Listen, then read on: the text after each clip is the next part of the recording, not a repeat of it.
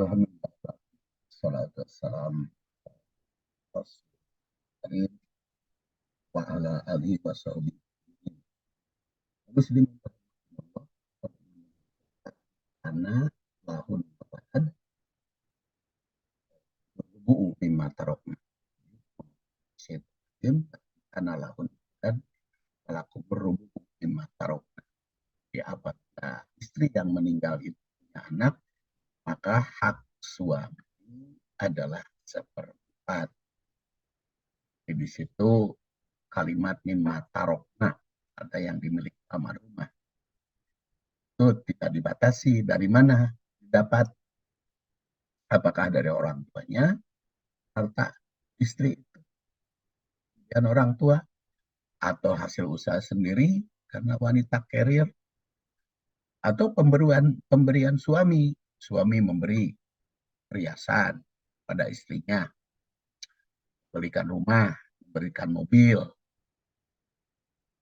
atau memberikan emas berlian.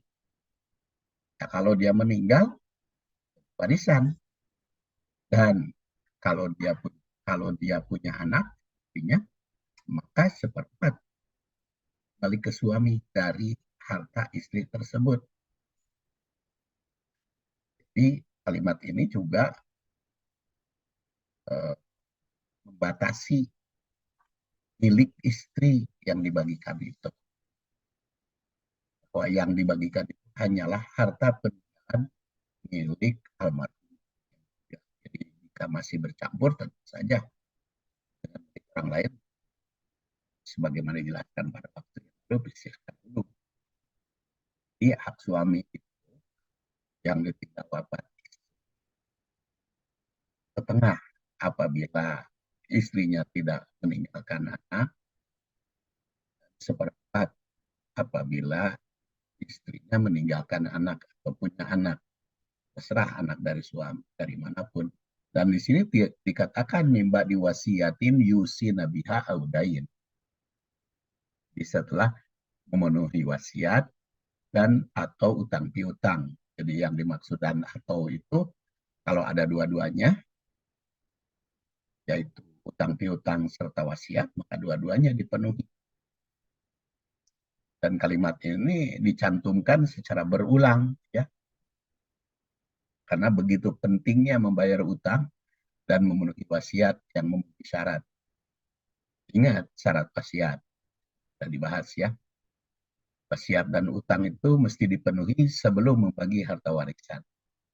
Jika ternyata harta yang ditinggal wafat itu habis untuk membayar utang almarhum, maka tidak ada pembagian harta. Wasiat juga gugur kalau dia punya utang, atau tidak, kalau habis gitu oleh utangnya. Dalam ayat ini juga tersirat bahwa wanita memungkinkan untuk bertransaksi dengan pihak lain. Itu tersirat, ada kemungkinan wanita itu punya haknya sendiri, usaha, itu ada kemungkinan. Di sini wasiat, ada kemandirian, syarat baik yang bertentangan dengan utang piutang atau bisnis atau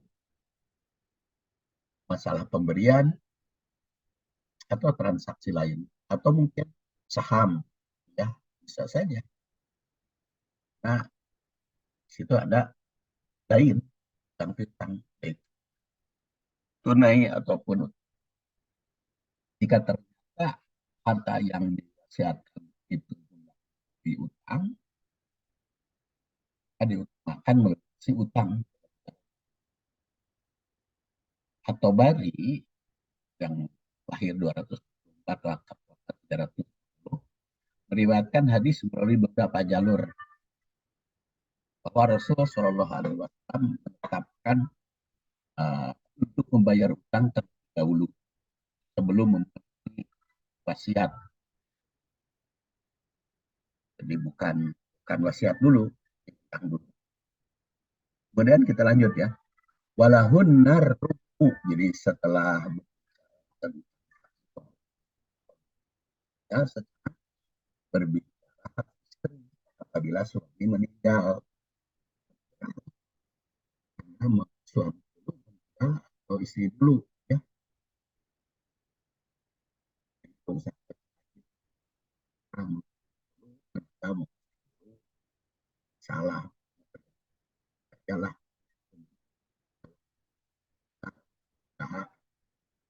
siap sama seperti apa terserah Allah pun nggak tahu kan kalau sehat mah sampai ratusan tahun ya salah kalau Allah takdirkan. Walaupun harrubu bagi istri kalau ditinggal suami maka haknya seperti lima taroktum dari apa yang akan tinggalkan suami tinggalkan ilam yakun lakum walad apabila kamu tidak punya anak. Fa'inkan lakum walad falahunna sumunu. Apabila kamu yang menikah suami tidak punya anak, maka istri seperdelapan. Kan prinsip perempuan setengah dari laki-laki, laki-laki dua kali perempuan itu tetap saja berlangsung. Jadi seperdelapan. Tapi kan istri mah seperdelapan kecil bahkan hidupnya ditanggung oleh anak. Kalau kenapa dia dapat seperdelapan? Kalau istri kan dia kawin lagi oleh suami. Ya, kalau seperdelapan juga itu mah uang uang saku, jajan, uang infak, sedekah. Kalau urusan hidup mah jawab anak dan ini harus diingat ya. Kalau seorang suami meninggal, istri itu merupakan tanggung jawab keluarga suami sampai dia menikah. Selama dia tidak menikah ya tanggung jawab ahli waris yang diusir istri tetap tanggung jawab jika apabila punya anak makanya dia istri dapat seperempat atau akan hidupnya tanggung anak. Hanya beberapa waktu yang lalu saya bagi istri seperdelapan ke anak, saya tekankan kepada anak-anak yang hadir pada saat itu. Ingat, tanggung jawab kalian tuh ibu hidupnya.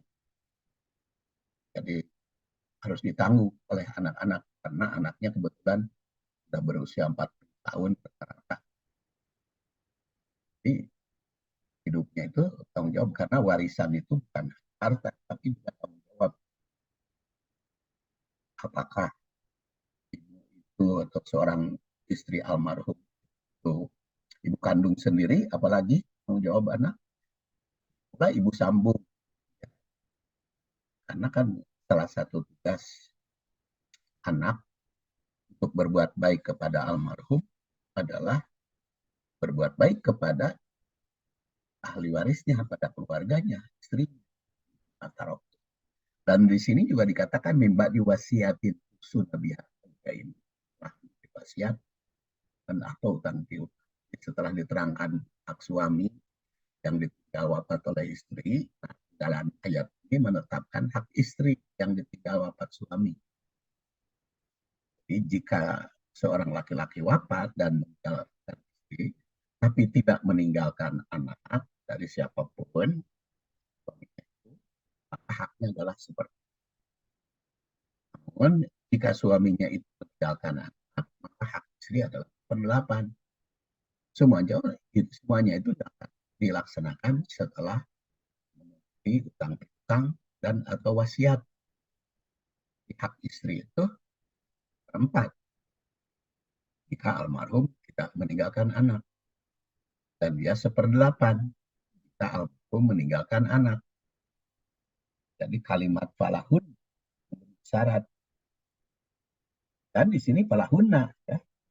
Kalau istrinya umpamanya punya 4 maksimal pelahuna, maka kita tidak tidak punya anak ke semua istri. Kalau dia punya anak, bagikan ke semua istri seperdelapan itu. Ya setelah dia sendiri, ya. Dan seperti tadi saya katakan, anak bertanggung jawab membiayai ibunya, baik ibu kandung maupun ibu tiri, ibu sambung. Ketetapan ini berlaku bagi satu istri ataupun lebih, dan tidak membedakan istri mana. Jadi yang pertama, kedua, ketiga, yang membedakan itu kan ketika pemberian usaha, nanti perusahaan, kalau baik itu